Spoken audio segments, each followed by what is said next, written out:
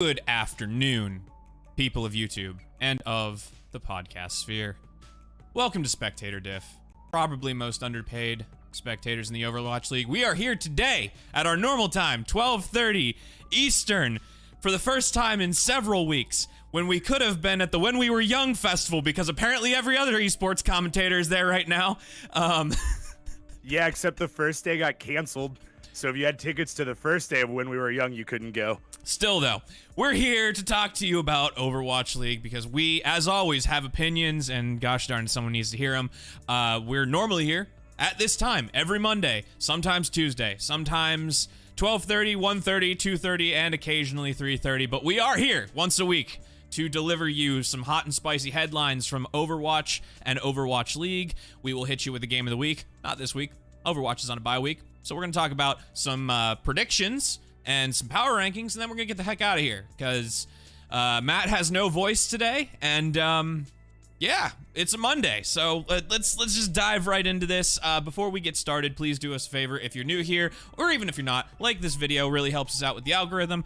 Consider subscribing to the channel here on YouTube, and consider subscribing wherever you consume your podcast audio of choice, and we'll bring you the sweet dulcet tones of our voice. Dulcet tones of our voices. Yeah, that was it. You got it. There we go. Into these microphones that are worth probably more than they should be for what we're doing. But take it away, Matt. Let's talk some headlines. Yeah, headlines. All right. So, like Brad said, no voice. If you're like, why does he sound bad? Shut up. All right. Thing number one, in case you missed it, there was a double XP weekend this weekend. It runs through today. And by runs through today, I assume that means it ended around noon Eastern time, because that's typically when those things end. You got double XP on everything earned through gameplay. So, you know, not your challenges, your dailies, that sort of thing. But what you got from playing games was doubled. If you missed it this week, have no fear. This upcoming weekend is another double XP weekend. And there will be a third double XP weekend during the last weekend of November. Moving on, congrats, you sickos. 2CP is back. Who wanted this? Why did we do this? Bunch of perverts. 2CP is now back. I kept reading articles saying there's a new game mode called Assault. No, losers. It's been called Assault the whole time. Assault is back in the arcade. Hanamura, Volskaya, Temple of Anubis, Paris, and even Horizon Lunar Colony, all now playable in arcade in Overwatch 2. Brad, if you had to pick the best and worst 2CP maps, what are they? Best is Hanamura, by far and away. Worst is Paris. But also, like, Paris and Horizon were taken out of the game because they were absolutely garbage. So I guess I feel like those are the cop-out answers. Of the ones that were playable, worst is probably Volskaya. It's close. It's just different flavors of bad. Like, Yeah, right. I don't particularly love Anubis either. I'm gonna take it back. Actually, no, I'm not. No. Volskaya is worse than Anubis. Hanamura is the best of the three, and then Paris and Horizon Lunar Colony just don't. We don't talk about those. I'll be real honest. I like Temple of Anubis more than I like Hanamura, but like you said, different flavors of bad. You know, like pickle soda and ranch soda are both bad things. One is better than the other. That was the best example I could come up with on short notice. Anyway, moving on. Junkenstein season. It's Junkenstein season, everyone. Get ready. We're playing COD Zombies in Overwatch, except this year, it's not. It's the sequel to Junkenstein. Revenge of the Bride begins tomorrow. We got a fun little lore blog for the first time in a long time from Blizzard. Also, that's right, we did. There was like some notes and stuff, like some handwritten nonsense about the lore behind this. Yes, from the desk of the Lord of Adlersbrunn. Adlersbrunn? I'm gonna let you just go ahead. Adlersbrunn. I don't know. It's one of those. Anyway, yeah. So It's just a fun little lore thing. If you're into the backstory of Overwatch, it's there. It exists. The one little teaser that they did put in here, the last sentence of this little lore blog is, which reminds me, when the celebrations are through, I must ask one of the guards to look into the strange noises coming from the old quarters of the castle. I pray the rats have not made another nest. So it sounds like the Revenge of the Bride PvE mode will be kind of a dungeon crawl through the castle of the Lord of Adler's Brunn. Adler's Brunn. Yeah. Happy Junkenstein season. Hey, friendly reminder, if you log in starting tomorrow during Junkerstein season, get yourself a free Reaper skin. Yeah, free Reaper legendary skin. So for as part of Team 4's apology for a rocky launch, yeah, you get the cursed Captain Reaper, and enjoy it because it's probably the only free cosmetic you're gonna get over the next couple of weeks. And let's be honest, they're probably gonna be at least $20 a piece for the rest of them. So you know, count your blessings. Overwatch gave you $20 for free. I also see that Bastion, Torb, and Junkertown return to the game tomorrow. Yeah, toss that in at the last second. You can finally play Torb again. How excited are you? Oh, I mean, you know, you can, well, here, you've been able to play Torb in quick play. You just haven't been able to play him in ranked. So Torb will be up for ranked again, and then Bastion should be completely playable across both for all of you Bastion enjoyers. And then Junkertown is now back after a completely game-breaking bug where there was like a cup in one of the spawns that if you shot it, you could crash the entire lobby. So that's a fun little reminder that game development is hard and weird things happen at all the time, and it's pretty spooky. Man, what an incredible thing. Like, of all of the fun little spawn room Easter eggs, like especially in Junkertown, you know, you stand on those switches and open up the secret door, and to find one cup that if Zarya beams it, it just crashes the whole game. Like, incredible. I mean, it's such a weird thing, but like the whole game is a little buggy right now. Have you been caught in one of the captive lobbies yet? No, but I did read somebody got stuck in spawn for hours. So this happened to me twice last week, and I think it has since been fixed. I don't know what actually the cause of it was, and it wasn't map specific. Happened to me once on Esperanza, one on Circuit Royale, but basically what would happen is, depending on which side you were, which team you were on, you either couldn't leave spawn or couldn't full cap the objective. So if you were defending, you couldn't leave spawn. If you were attacking, you could take the objective all the way as if the game was playing out, but once you got to the final objective, it would stop and nothing would happen. So you had to wait for the lobby to time out, or you would potentially get a leaver penalty if you tried to leave the lobby. It was the biggest fucking hostage crisis of a bug I've ever seen in my life. So I got stuck on Esperanza, and I thought, oh, this lobby will time out in like 11 or 12 minutes because that's the length of the game, and the game will go, oh, something's wrong. So I left the game up, and I just sort of sat in the corner of the lobby because it was warning me that I'd get a leaver penalty if I left. And I was like, I don't want to like get a 75% XP reduction, especially if I have all these dailies to acquire.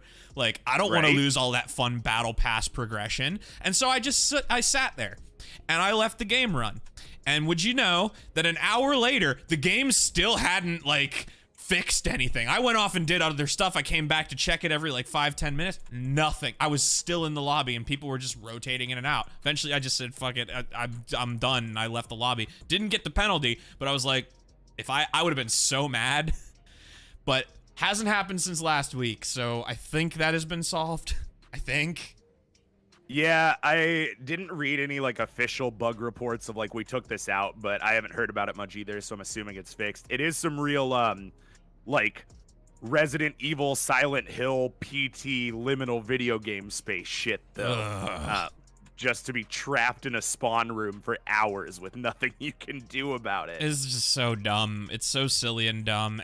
Because it was something with like the game mode would consider it unspecified, and so like the lobby would generate, but it wouldn't it didn't like create the rules of the game, so nothing mattered. Yeah. Well, and I mean, going back to the cup on Junkertown, it's like somebody probably just double tapped period at one point, and some poor coder had to sift through thousands of lines of code to find where someone put an extra comma or some shit. It's just video game development is hard, man. I'm glad I don't have to do it. As a video game enjoyer, I'm glad I don't have to design them. Is true. Thinking about other things, no, there's no segue there. There Moving you go. on. Just McDonald's time. Yep, it's McDonald's time, everybody. Gird your loins. It's McDonald's time. That McDonald's collab they've been talking about for a month or so finally went live.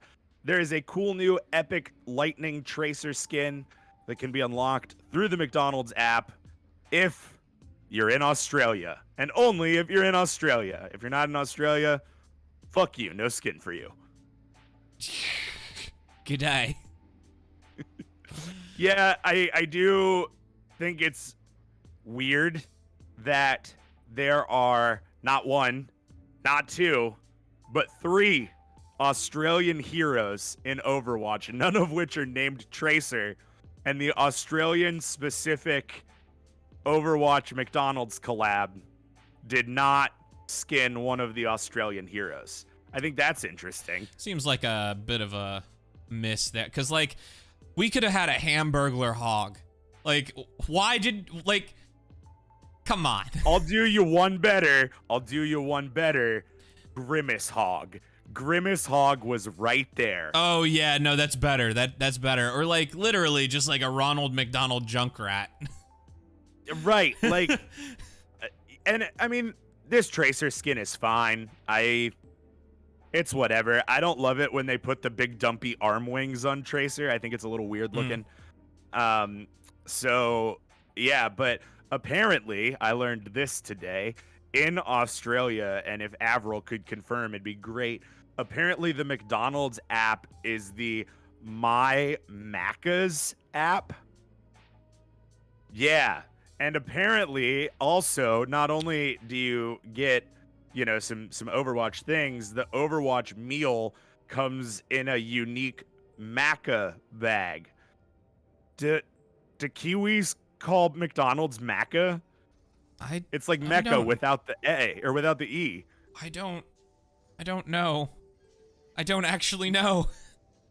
Right. Like, listen, I'm all about parasocial relationships. I just need either like Avril or Custa's number right now so I can be like, hey, what the shit is going on with McDonald's in Australia? Things are out of control down there. You need to rein it in. I have no comment. Right. I have no comment. Just watch playoffs get free stuff. We move on. Watch playoffs get free stuff.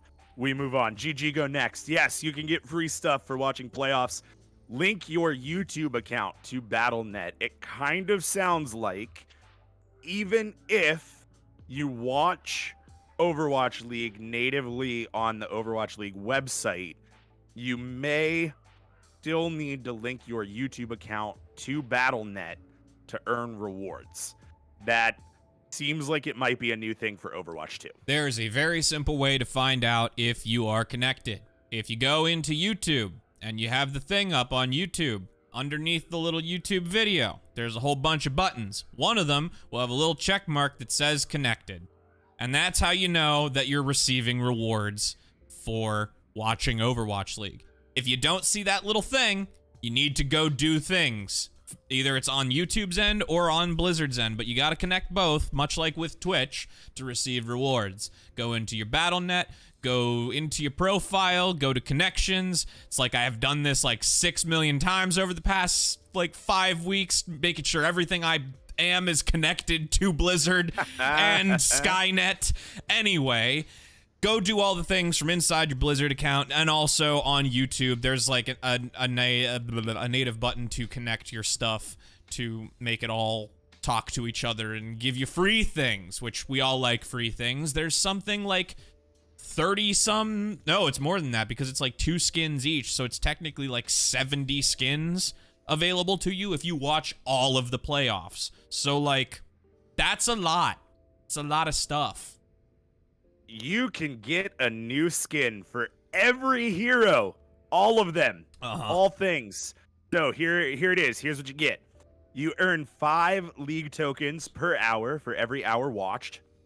You earn 3 Overwatch League home and away skins for every 3 hours watched, up to 30 hours.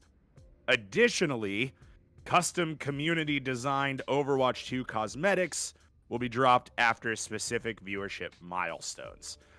Blizzard also gave us a nice handy dandy little table that tells you what you earn when.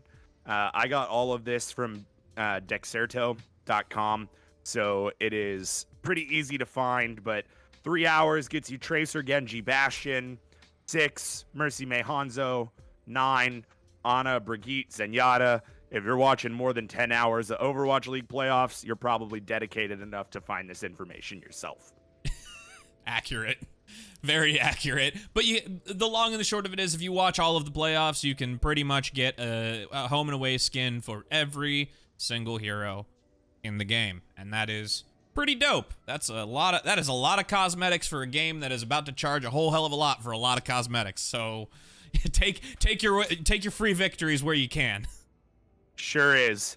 All right, my last headline of the day is not one that I'm going to go into a ton of detail on, but I found this really great article that came out this week, and it is on Dexerto, again, Dexerto.com. If you're a podcast listener, I'll be sure to put the link to this article in the show notes this week. The article is titled, "Esports Has a Money Problem. Will Publishers Be Part of the Solution?" And this was written by journalist Billy Studholme for Dexerto. And just to read the lead here, as most esports organizations continue to operate in the red, the sustainability of the industry is called into question. That's where game developers may have a part to play. There are 2 main winners in esports, players and publishers. Publishers own the game, so they get to play God. For the esports industry, this has been a blessing and a curse. A publisher is the reason a given esport exists and the main barrier to its profitability. This is a very well-written article. There's a lot of really interesting things in here. It does talk specifically about Overwatch League and Overwatch League in 2020 when things got like bad. Yeah, I mean, it's a very well-written article. It's a really good feature.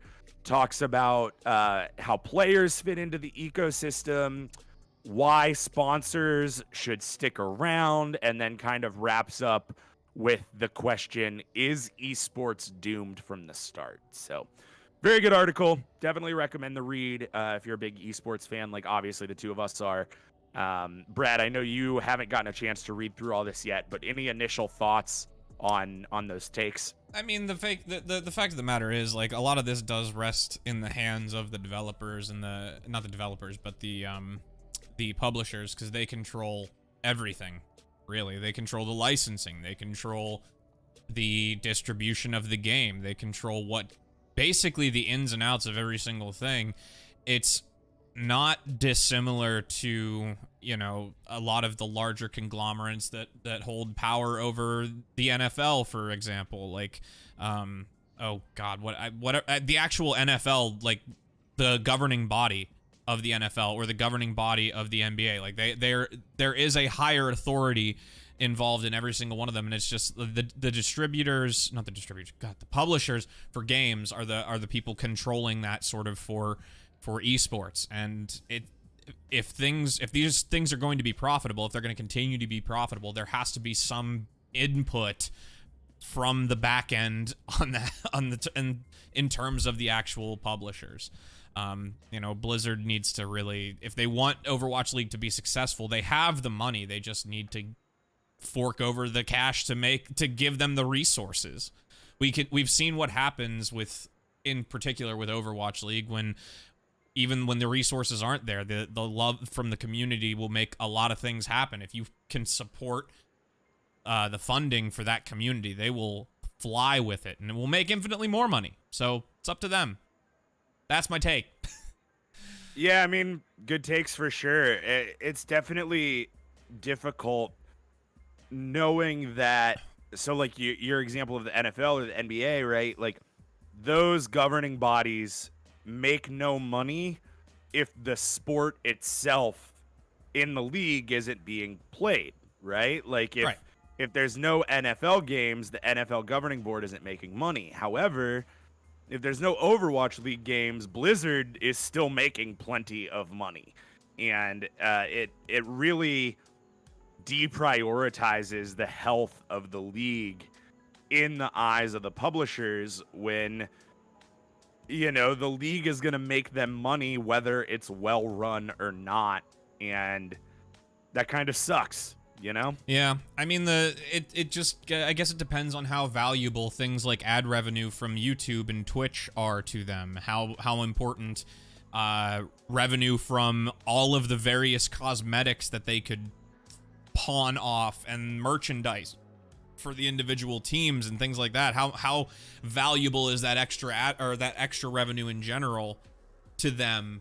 I mean, we're talking probably drops in the bucket, but it is capitalism, so like drops in the bucket, money is money kind of thing. I guess, if there's a big enough return, a big enough incentive for the company, at the end of the day, I can't imagine why they wouldn't, but more there are a bunch of MBAs who are paid a lot of money to make these decisions that I don't get a say in, so True story.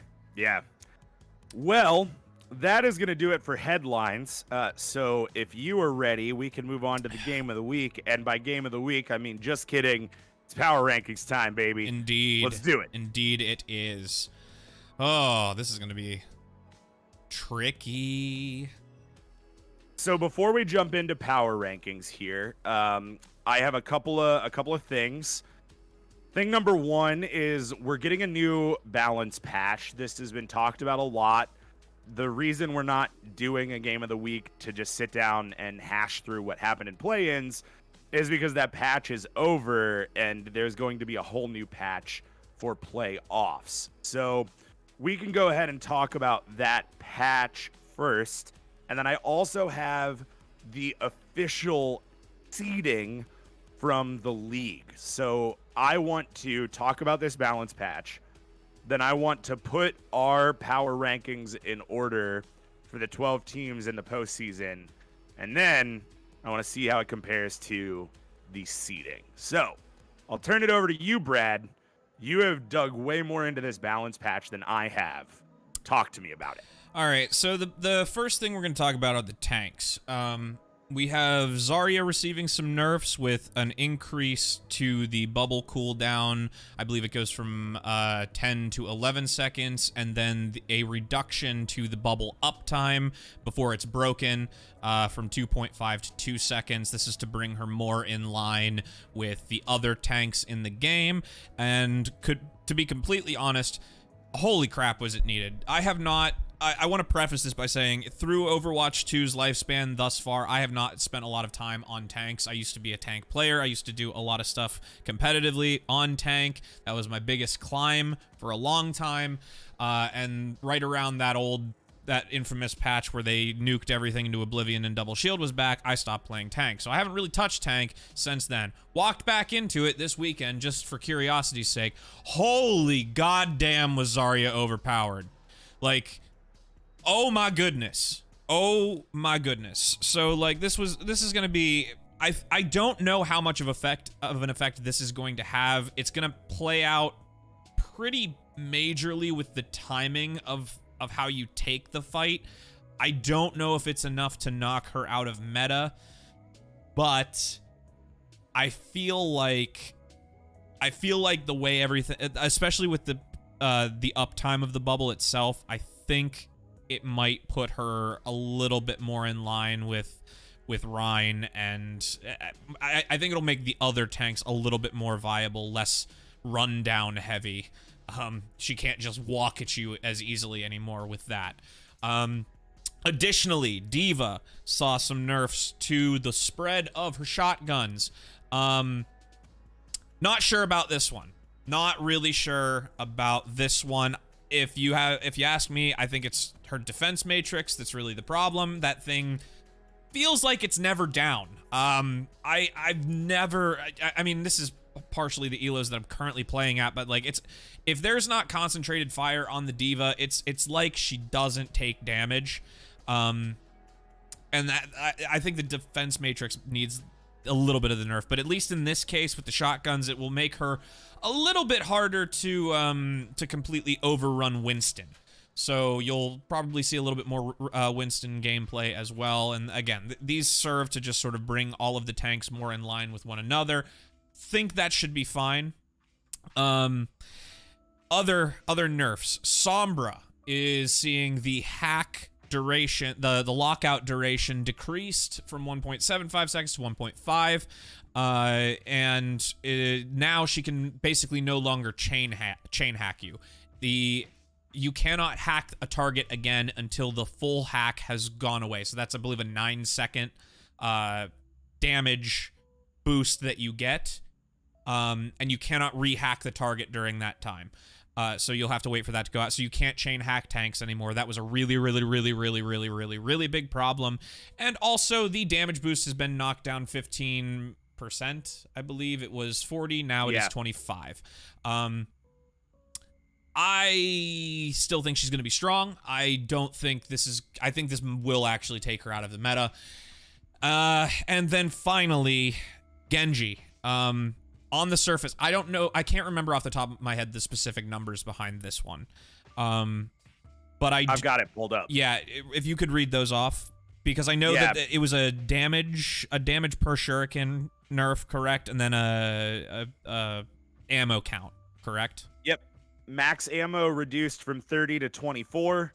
Shuriken damage reduced from 29 to 27. I think Genji is pretty much in the dumpster. On the surface, this sounds really small. 29 to 27 sounds like a very small nerf, but that's per shuriken. And oh my god, that's gonna be so bad.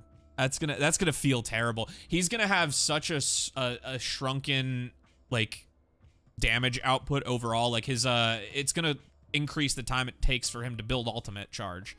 And I honestly think with everything else that's in the game, there's not a chance in hell that he's going to be meta going into the playoffs. So I think Tracer will come back. I think that'll be Tracer's cue to come back, because they like a flanker. They like a flanker, and I think Tracer's going to be stronger than Sombra. Yeah, I do agree pretty much on all counts. I think the biggest place you're going to feel it on Genji isn't so much the damage reduction, it's the ammo reduction. Oh yeah. I think that's going to feel bad. Oh, it's gonna be terrible. That's gonna go away like crazy. Yeah. So you think like Genji throws 3 shurikens at a time. That sentence was a tongue twister. Genji throws 3 shurikens at a time, which reduces, if you go 30 to 24, that takes 2 full throws out of your max ammo. So I mean, that's pretty significant. You're just going to be spending a lot more time reloading.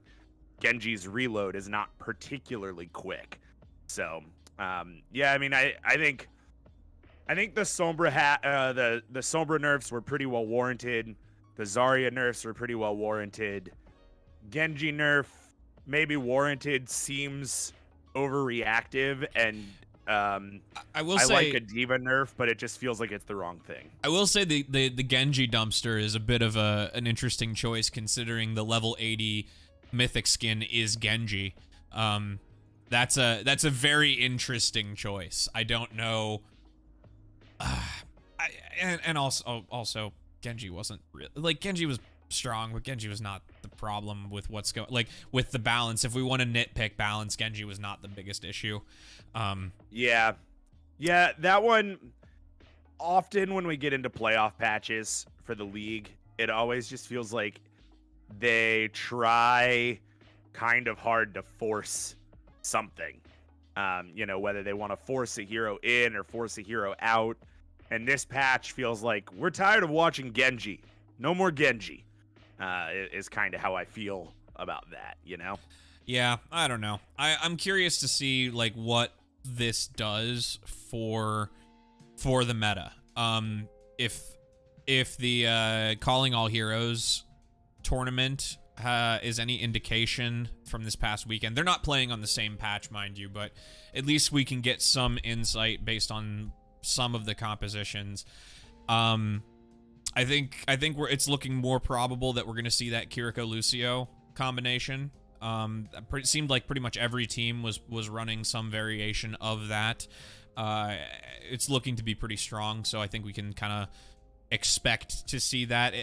We had talked about the unlikelihood of Kiriko making it into the play-ins or the playoffs last week, and the more that things play out, I think it's the utility that she brings is kind of worth the risk and kind of having your players grind that specifically. As for DPS, it's probably going to be Sojourn Tracer again. Most likely. Yeah, that feels likely. Most likely. I just don't think Sombra's going to be strong enough to really gain consistent value, I guess. She's still going to be good, but I think the whole reason she was a must pick for a little while at the beginning of this past stage was just like she got so much free value, and that free value is significantly diminished now. So yeah. So I haven't watched a ton of Calling All Heroes. I watched a little bit. I've been very busy. Yeah.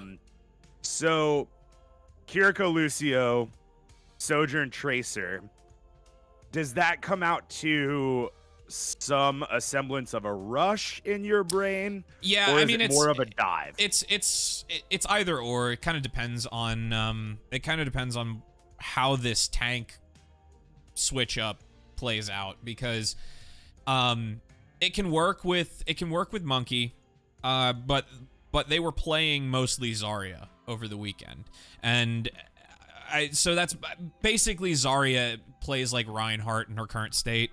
So it's a very similar it's very similar to like a rush meta, and it's very fast and it's very, very heavy hitting. I still wouldn't be surprised if Zarya ends up taking the majority of the comp. I think we're gonna see Sigma on probably every single push map, or not push map, but escort and hybrid. I think we're still gonna see a lot of Sigma. I think we're gonna see Zarya on control and push. I think that's probably some teams will try and play Monkey or Diva, but there's gonna most likely, if Zarya is still strong after this patch, there's still gonna be that rotation of Monkey versus Diva, and then Monkey swaps to Zarya, and then Diva switches to Zarya, and then both teams Zarya at each other, and best Zarya wins. We'll see.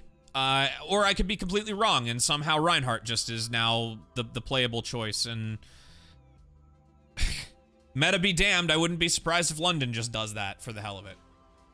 Right. I could see Orisa fitting well into that comp, especially because you don't have a big beefy shield for Sojourn to charge rail off of. I'm really interested to see how the tank shift plays out, because I agree. I don't know that this barrier reduction is going to take Zarya out of meta, but I think the barrier reduction would have been almost nullified if you play that comp with a BAP and you have Lamp. And I like Kiriko Cleanse as a quicker version of Lamp, but it's not going to keep your Zarya up the same way that a Lamp will. In this case, it's less about the invuln, because when it comes to Zarya and that bubble uptime, that directly impacts not so much her health pool, but her energy charge. And that's the thing that like has been kind of problematic in the current state. She had bubbles very frequently. She could use them selfishly, and if if the player had any concept of tempo, of how to use them, and sort of had a feel for when they were going to be up, you could just cycle them, and you were almost never really, like, you were never below 70 or 80% charge, and you could just walk at people. All you needed was any healer to look at you consistently, and you just got to walk for free. Like, right. And I think that's, you know, it was such an easy counter to D.Va, because D.Va gets beam damage through DM. So, like, it was such an easy counter to that she just became this very strong steamroll of a tank. And it has less to do with the healers at that point. The whole, like, Kiriko Lucio thing is just they synergize very well together, because Lucio can speed in, teammates speed out, and also do, like, wide radial healing, and Kiriko can bounce around and do spot healing on targets that are flanking. So, and provide, like, a quick 2v1 in certain circumstances to the flank. So there's a lot of interplay there that's just very movement focused. It's why Monkey is kind of interchangeable in the comp as well, because she can teleport there and spot heal the Monkey if need be. Right. All right, well, let's move on to our power rankings. So, I'm looking at the YouTube. If you could do me a favor, go ahead and pull I just had them all listed. LA Valiant, Guangzhou Charge, and Chengdu Hunters. Just pull them out of that list. Yeah. Throw them below the double tier break. Top 12 only. You said Hunters? Yeah, Hunters and Charge down at the bottom. Okay. And it should be 1, 2, 3, 4, 5, 6, 7, 8, 9, 10, 12. Yep, there we go. All right. All right. So, well, now we get we are. Now Brad. we get to think. 12 teams with lots of things happening. Do you want to start at the top or start at the bottom?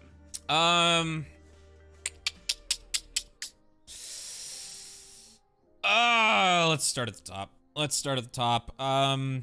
Dallas Fuel, Los Angeles.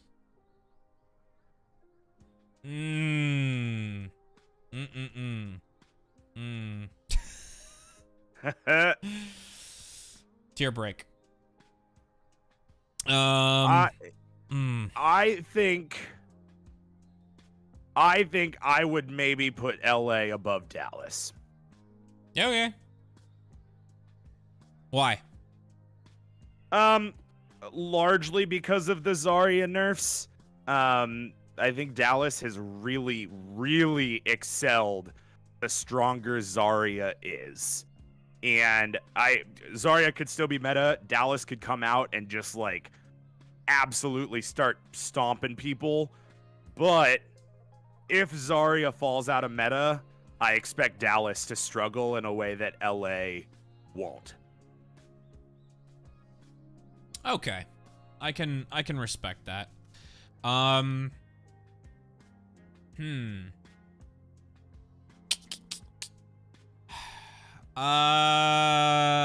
don't know. I really don't know. This is gonna be tricky. All right, well, let's flip it then, and let's go down to the bottom.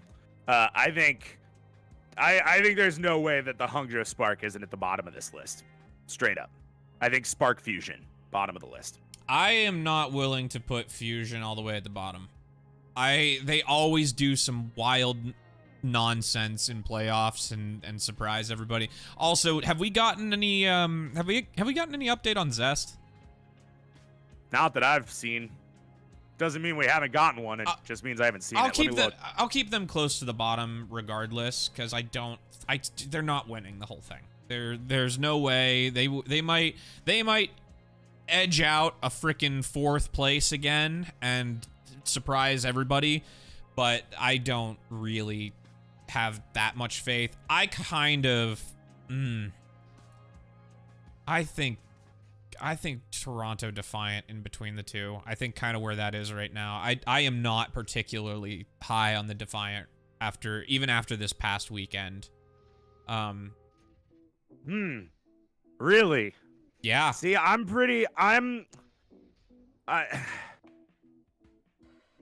having a really hard time putting Toronto below Philly. But you gave me LA number 1, so I'll take this. I'll go Toronto 11 and Philly at 10. I don't like it, but I'll take it. I'm gonna put a tier break above that. I think these three are our most likely candidates for like an early out. And then right above that, I'm gonna put Atlanta Reign. Yeah. Right above that, I'm gonna put Atlanta Reign. Obviously, this is gonna be like pretty heavily dependent on how this next meta shakes out, but I have not been impressed with them as of lately. They did not have a good showing the last couple of weeks.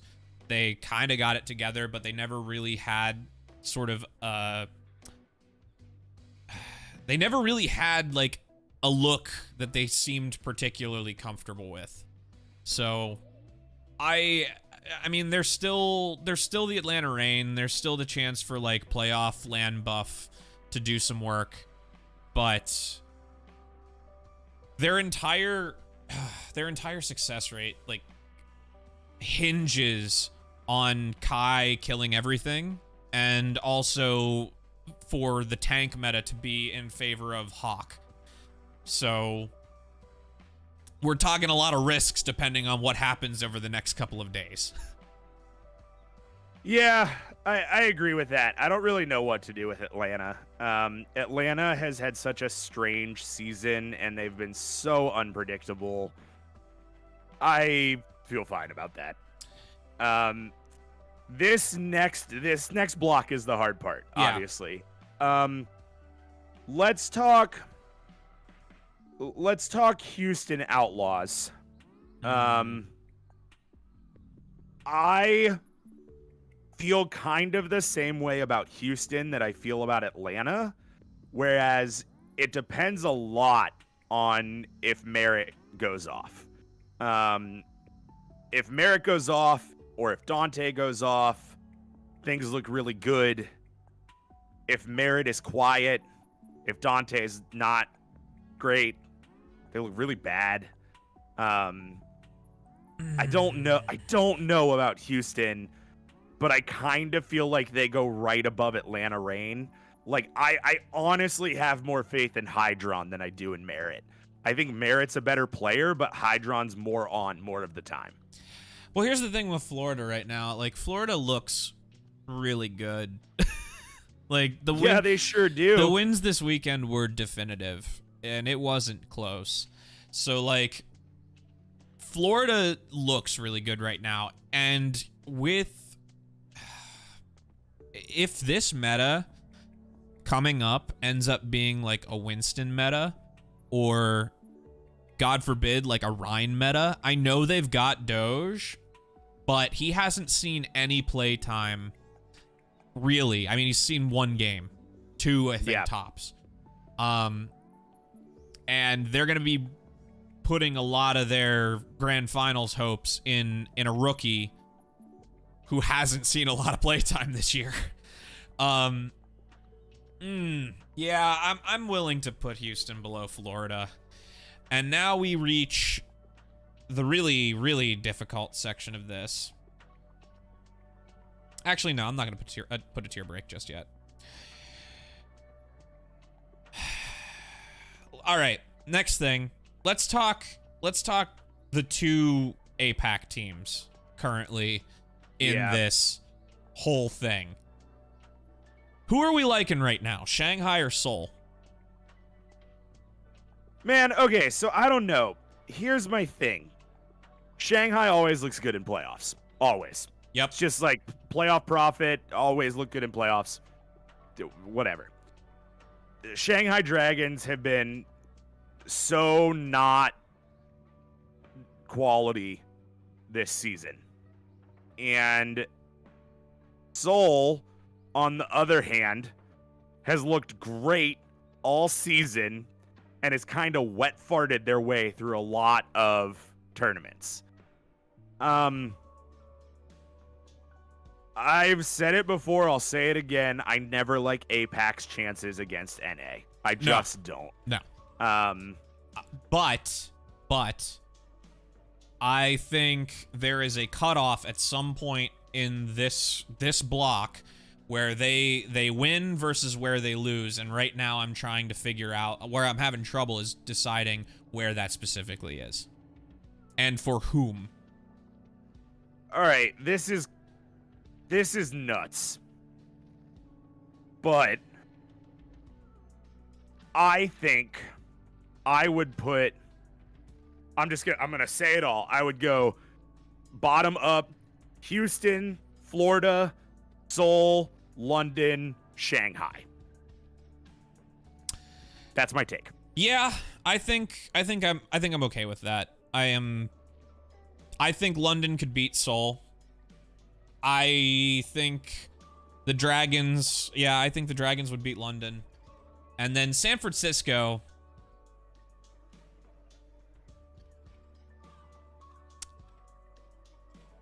It's hard, man. Yeah. You know what? Okay. I'm gonna do this. I'm gonna put San Francisco below Shanghai because I think that there's still some question marks with San Francisco going into these playoffs, and they could wipe the floor with everybody. There is entirely the possibility that they could wipe the floor with literally everybody. Do I have full faith that they're gonna do that? No. Not even with recency bias, not even with the uptick in them looking slightly better. Depends on how the meta shakes out. All of this depends on how the meta shakes out. I can't even in good conscience put like a tier break in this group. Yeah. Because I think a lot of what happens here depends on what happens tomorrow. And yeah. I mean, there is 100%. There is a world where we go into a Rhine Rush meta and London is unstoppable. There is also a world where we go into a Monkey Dive meta and London loses every game. Yep. And that's kind of the same for everybody. Rank 3 to rank 9. All of those teams are meta dependent. They've been unpredictable. Like Philly, Toronto, Hangzhou have looked not great pretty consistently. Toronto up and down, but the other two, meh. LA and Dallas have looked great with the exception of LA and Summer Showdown. But everybody in the middle has had a lot of up and down, which honestly I think is kind of fun because it's going to make for a really interesting playoff. It's going to make for unpredictable games and upsets and things like that. But boy, it's hard to rank. Sure is. But I think I'm okay with this. I'm okay with this list the way it is. There's just right now it's so hard to kind of theory craft this because we aren't really going to see anything. We're not going to see anything from these teams. We have nothing to go off of. Exactly nothing to go off of other than recency and kind of what we've seen as of late. So all of this could be flipped on its head. So I guess we'll see. That leads us then. Real quick before we move on. Just real quick. I have the list of global seeding based on league points and international tiebreakers. Okay. I want to read it to you, and I just want you to react. I'm going to go bottom up. Okay. Hangzhou Spark. Okay. Toronto Defiant. Okay. Florida Mayhem. All right. Philly Fusion. London Spitfire. Atlanta Reign, Houston Outlaws, Shanghai Dragons, Seoul Dynasty, LA Gladiators, San Francisco Shock, Dallas Fuel. Okay. All right. So like we're not that far off. We're not too off the goop on this one. There are definitely a couple of picks that are questionable, but by the statistics, but like, This is certainly this is the how much faith do you have in APAC question, right? None. Like, I have none faith in None. APAC. Absolutely none. But if you're just looking at numbies, APAC should wipe most of these nerds. Seoul specifically, it should be like Dallas, LA, San Francisco, Seoul, Shanghai, and nobody else should be in question if you're just looking at numbers. But Correct. It's very unrealistic. But those numbers are also APAC teams only playing APAC teams. It's not, those numbers are not APAC doing global things, because when APAC does global things, they lose dramatically. So sure do. We'll find out. We'll find out on Sunday, I think, is when everything starts. The 30th, whatever day that is. Sunday. Next Sunday. Sunday. So we'll find out on Sunday. All right. Well, now you started it earlier. Let's pick 'em. Let's do it. Let's pick 'em. Let's pick them. I will say, for Pred records, our official end of season Pred record, I ended at 31-18. You ended at 33-16. Love I'm it. proud of us for how close we ended up. I do get a special demerit because last week I said Washington was going to make it through play-ins. You dummy. Boy, did that decay playoff buff just not hit. You dummy. That didn't happen. No. Like, all right, man, they're my team. I had to have some faith. They liked my tweet. I tweeted because I not only am I a Washington Justice fan in the NFL, I'm a Washington Commanders fan. And I tweeted like at the beginning of the weekend, I was like, really need my DC teams to pop off this weekend. And then I tagged the Justice and the Commanders, and the Justice liked my tweet. And I was like, man, if you got time to be liking my tweets, you're going to lose this game. I don't know why I got that feeling, but as soon as they liked my tweet, I was like, Justice lose this game for sure. And they did. They sure did. So there you go. All right. Well, Commanders won, though. Beat Green Bay. There you go. That was for me. That was for you. All right. Let's pick them, because this is going to be interesting. And we have to do these. Wait. The winners round 2, they get to pick from the winners round 1, right? This doesn't feed into. Is that how that goes? I do not believe how that goes. I guess we're gonna find out. Spitfire versus Fusion. I like Spitfire. I like Spitfire for sure. I like Spitfire. Oh yeah, they do select. Okay, cool. I like Spitfire 3-1 for this. Yeah, I mean, I don't know that I give Fusion a map on London, but I won't argue with you.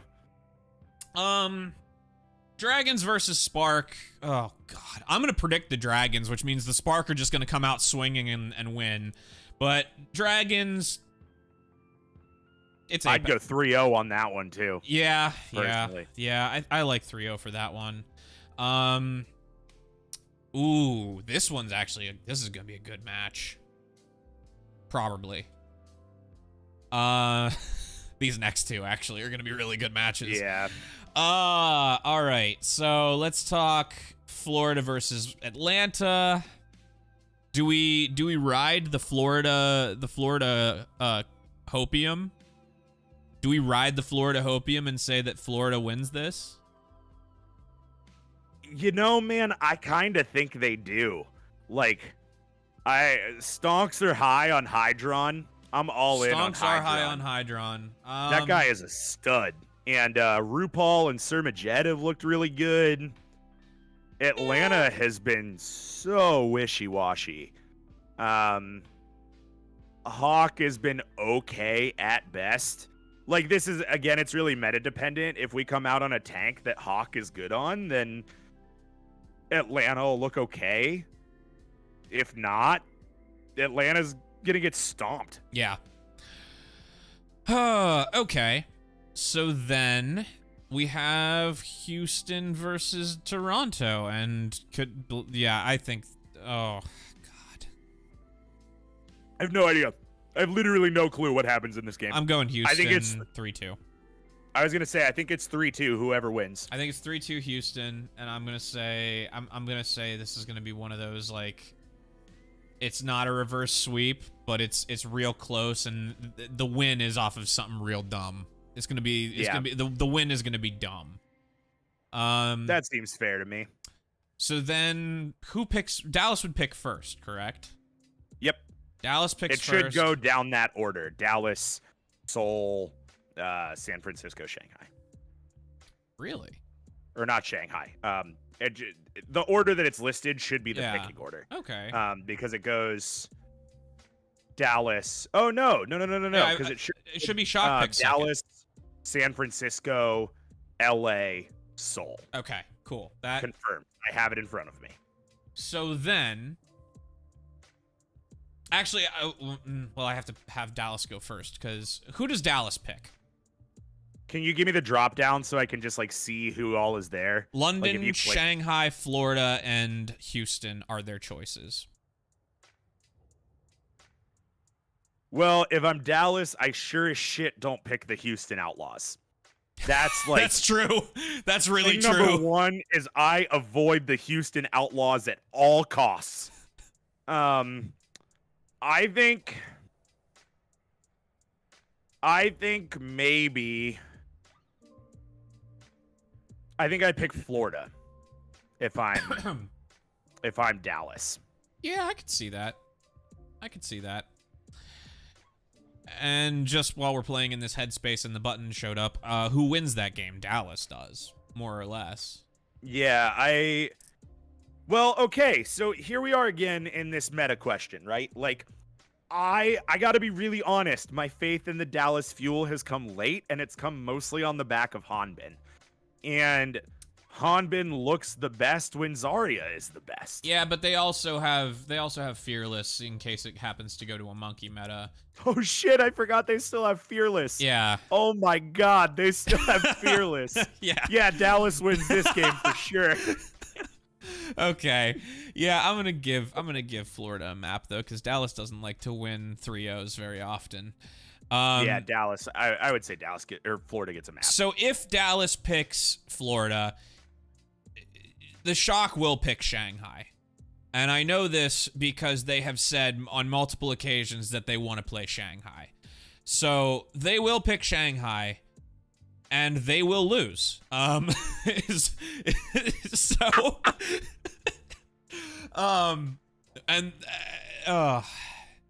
I confident in that? Am I confident in the fact that they will lose that matchup? Well, walk me through it. Why will they lose that matchup? Okay, let's logic our way through this. Use our brain meat. All right, so if it's a monkey meta, they're gonna try to make Mikey work. Mm-hmm. And they've been trying to make Mikey work all season. Oh no, what has just happened? God! No!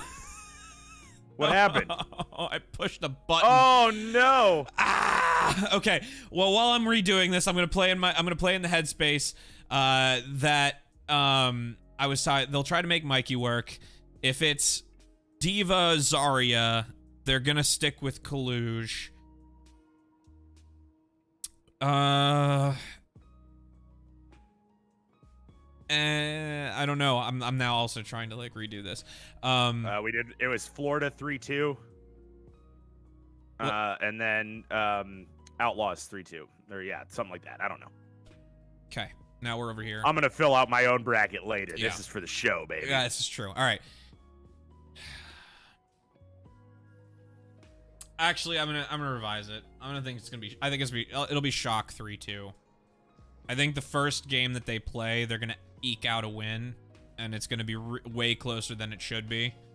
And it's gonna have everybody go, huh? I wonder if they're gonna do well this tournament. But Krusty Diff,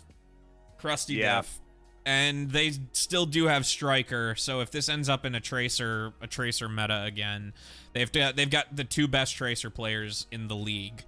That favors them.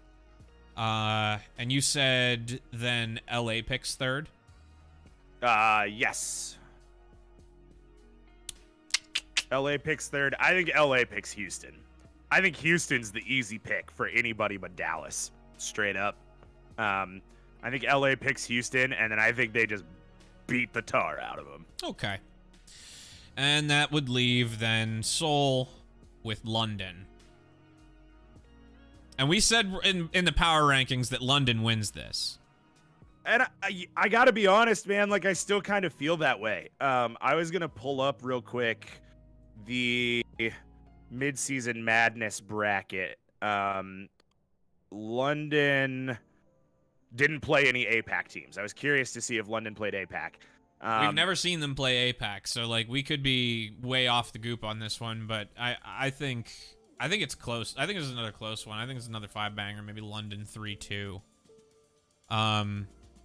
Yeah, I was thinking London 3-1, honestly, but I'll take the 3-2. I really think looking at the patch notes, there's a chance that Rhine is viable. Maybe not the best pick, but viable enough that London will force it and they'll get some wins off it. And I think if London runs a Rhine rush into APAC, they're going to be unstoppable. We're going to find... As soon as London comes up against an NA team, they're going to struggle, but... I don't know, because this would be... If this is what ends up happening, like if London gets picked by Seoul, it's going to be interesting because this is going to be... This will be the battle of the tanks, because Seoul has Smurf. Mm-hmm. And Smurf is both an excellent Winston player and actually an excellent Rhine player. So we will see it'll depend on who's the better tank in this matchup in the meta. I think. I guess that's why I think it'll just be closer than anything. Sure. I think Hottie diffs Smurf pretty bad on Rhine. I really do. If it's something other than Rhine, could totally change up. 100% could change up. But I think of Smurf more as like a monkey diva than I do as a Rhine guy. So we'll see. So now we're at winners round 3. Fuel beats Spitfire. Yeah. And I don't even think it's close. I think it's like 3-1. Yeah, I agree. I think London cruises until they play an NA team. Yeah. Straight up. Yeah. And then Shock, Gladiators. Gladiators win. Gladiators win 3-1. 3-1? Yeah. Yeah. 3-1. And I gotta be honest. I worry about the Shock with Striker and Proper. Just not really knowing what to do against another really high tier team, right? Because like Shock got really far dumping resources into Proper. Not that that's a bad thing. Proper's fucking nuts. That guy's cracked out of his mind. But now that they have Striker and Proper to invest in, when they're going up against another high caliber team, I think they get spread too thin. It's gonna depend. It's gonna depend on what happens with the support meta, because logic would dictate that Violet's playing the Lucio if the Lucio Kiriko thing happens. Logic dictates that he's playing the Lucio, and that would leave Finn to play the Kiriko. And I'm not 100% sold on that. I need to see it. I need to see it played before I can really... I would switch that, honestly. I'd put Violet on Kiriko. Yeah, but his hit scan is so good.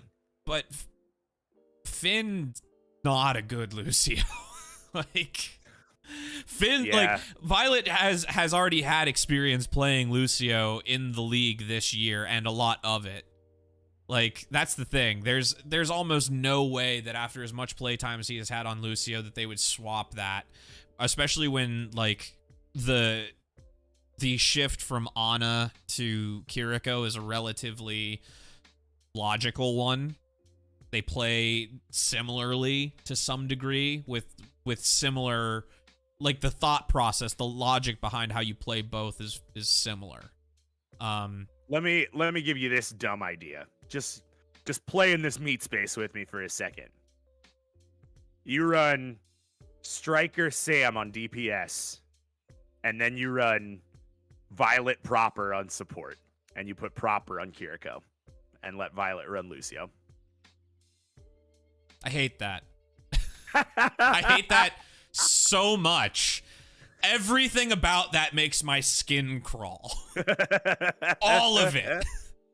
All of it. Oh, good. I'm glad. If that happens, they lose first round and they're out. They're out. They're done. There's not a shot. There's no way.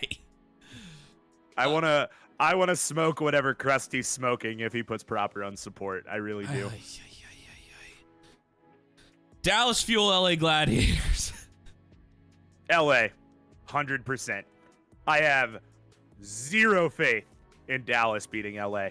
I don't. Straight up. All right. Hamster is too good. All my respect to Edison. Edison is awesome. I think Dallas's DPS line is their biggest weakness, and I don't think Dallas's support line stacks up to LA's either. I think Dallas is the better tank team, but I don't think it's going to be enough to beat LA. And if Genji is truly in the dumpster, they're going to have problems.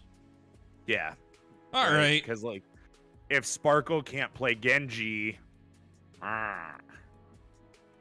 So now we're down to the losers bracket. Ooh, this shakes out. Ooh, this shakes out real weird. Oh, and if everything that we have said so far comes to pass, at least for the first 2 rounds, this shakes out real strange. That puts Fusion versus the Outlaws. Oh, that's weird. That sure is. Whose hopium is stronger? Man, I'm working on pulling up the Fusion's roster because I just don't know it well enough. I looked everywhere. I did not find any updates on Zest. I think Merit is better than MN3. And I think Dante is better than Bellasaria. So I think Houston probably wins. Your thoughts? Fucking depends on the meta. Doesn't it though? Sure do. Because on one hand, Houstonable. So very Houstonable. Oh, baby, is it Houstonable. And on the other hand, there's also, like, Philadelphia in the playoffs. Which, like, if right now, if we're going to see a team do a lower bracket run that's, it'll be short-lived. Because no matter what happens here, their run probably ends here. But, fuck it. Fusion, 3-1.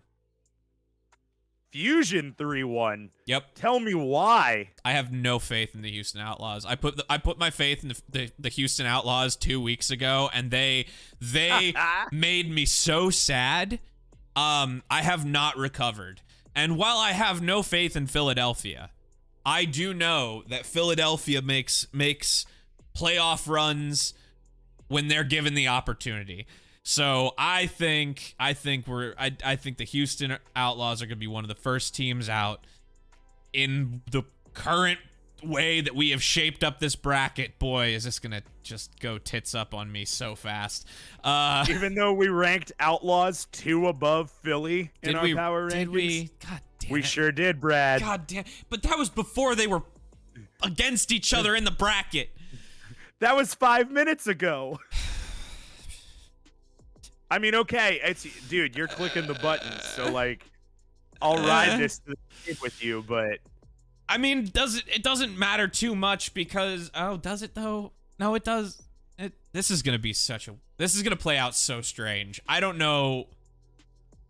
Oh, I don't like this bracket at all.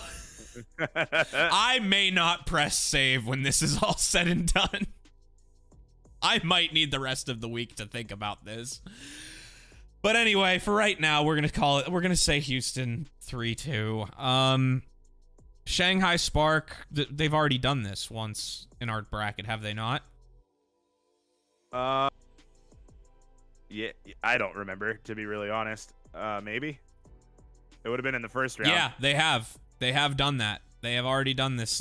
So the first matchup in the losers bracket will be the same matchup from the winners bracket, which sucks for the Spark because they're still gonna lose. They're gonna get one map, but they're gonna lose.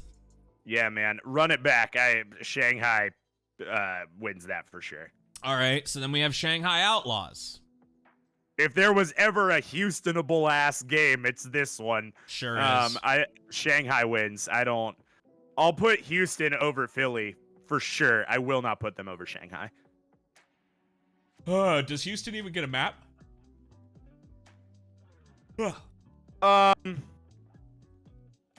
No.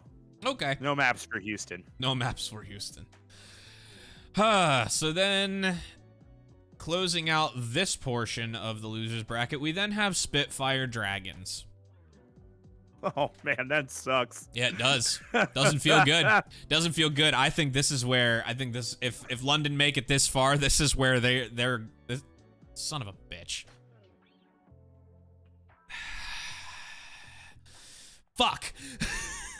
Oh no. These side buttons. What happened? The side buttons refresh the page, and my thumb's right there. Fucking son of a.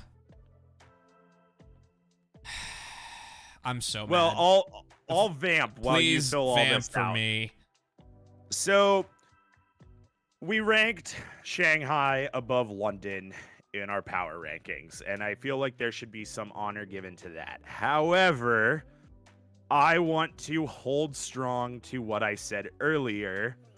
I think London wins when they play APAC teams. I just do. I think that London has had a lot of success in this season by basically catching teams off guard, forcing Rhine Rush when Rhine Rush should have no viability, putting backbone on Zenyatta, weird shit like that. And NA, I think, has played enough with London to finally be wise to London shit, and I don't think APAC has. I just straight up think APAC will not know how to handle London, especially now that London has creative and they actually have a backline that I have some faith in. If Sparker pops off, or if Tracer comes back into meta and we get Shax back on Tracer, I think there are a lot of ways this meta could go that benefit the London Spitfire. And I think as a whole, that might not benefit them enough to beat NA teams, but I think they're going to look really good against APAC. But Fleta is meta. and Lip.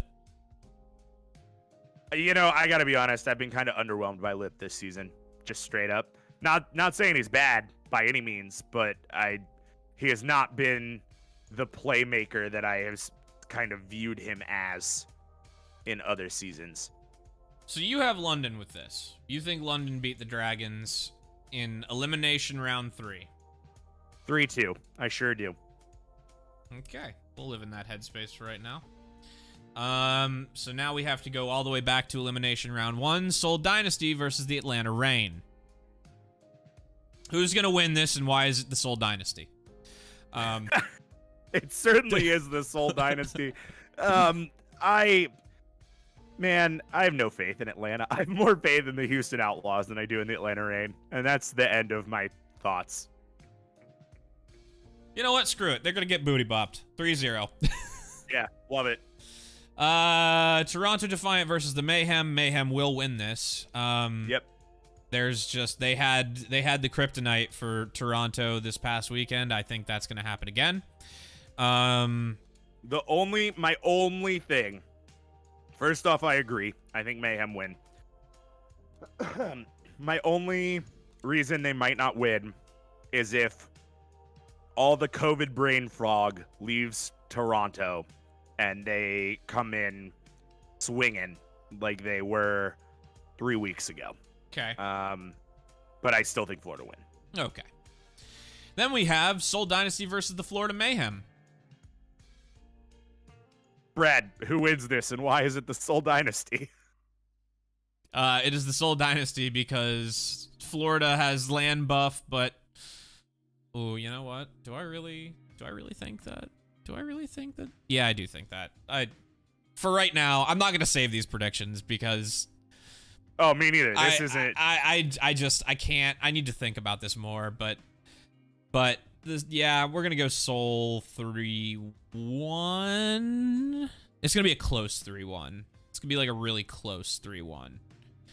Yeah, I don't have a lot of explanation for that. I think I'm really hoping right now that we're not super high on the Seoul Dynasty hopium and they don't just like completely wet fart their way out of this tournament too. Yeah. And then San Francisco Shock are gonna booty bop Seoul. Yeah, I agree with that. That feels really accurate to me. I think San Francisco does a pretty solid run through the lowers. I would not be surprised. Basically, San Francisco is going to do one of two things. They are either going to be out first round, or I guess technically second because they get the benefit of being automatically into the playoffs. They're either going to be out the first opportunity that they can be out, or they're going to make a lower bracket run and come back to the grand finals. Uh-huh. There is no in between. They will not have an average grand finals. It will either be garbage or it will be questionably possible for them to win the whole damn thing. Yeah, I'd agree with that.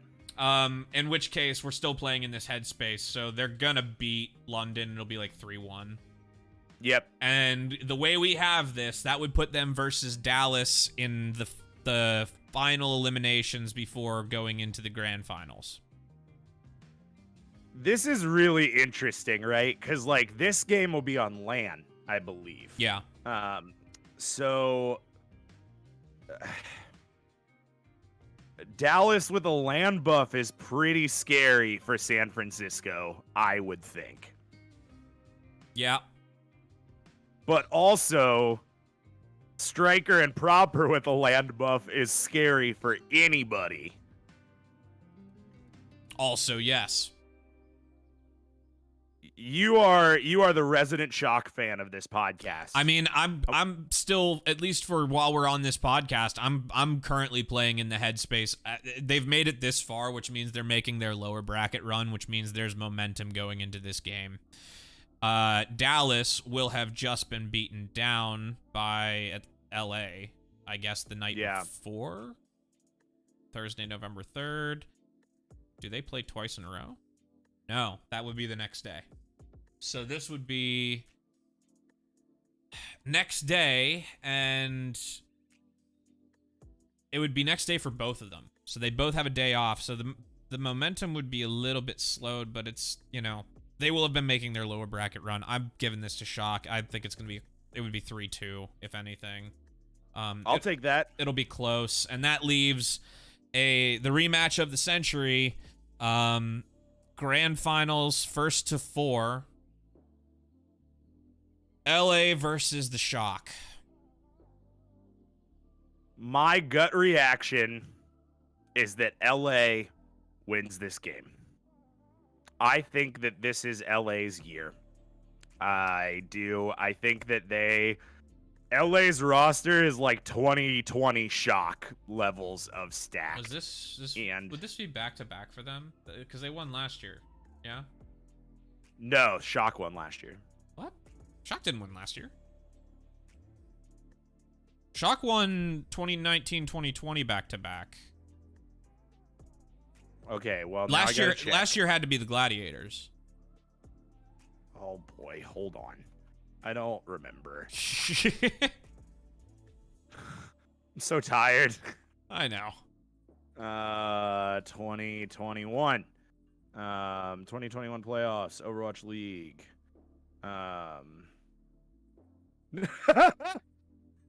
We're both wrong, right?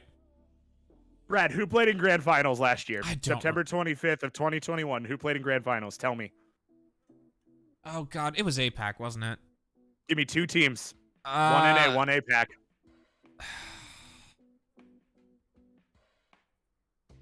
Was it? Who the hell was it? Was it LA and Seoul? The Shanghai Dragons, Atlanta Reign. That was grand finals last year. Oh, Shanghai God. Dragons won 4-0.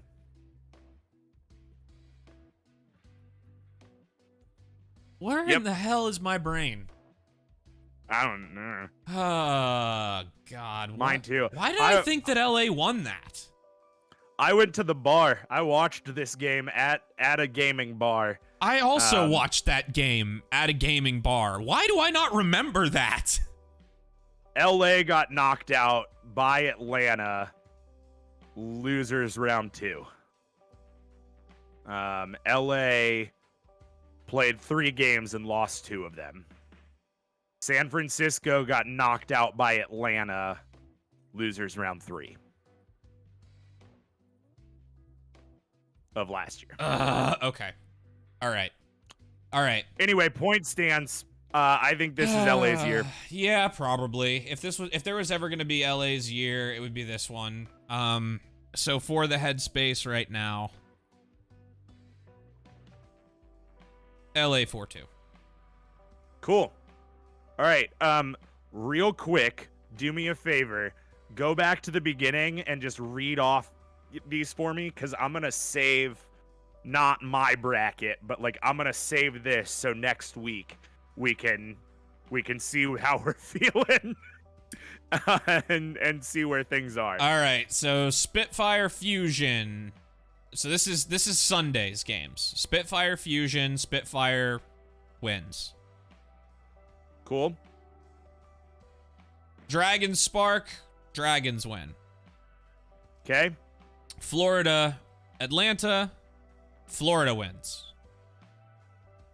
Great. And then Outlaws, Defiant, Outlaws win. Cool. And honestly, we could probably just stop there because we'll have been on the air by the time the next set of games happens.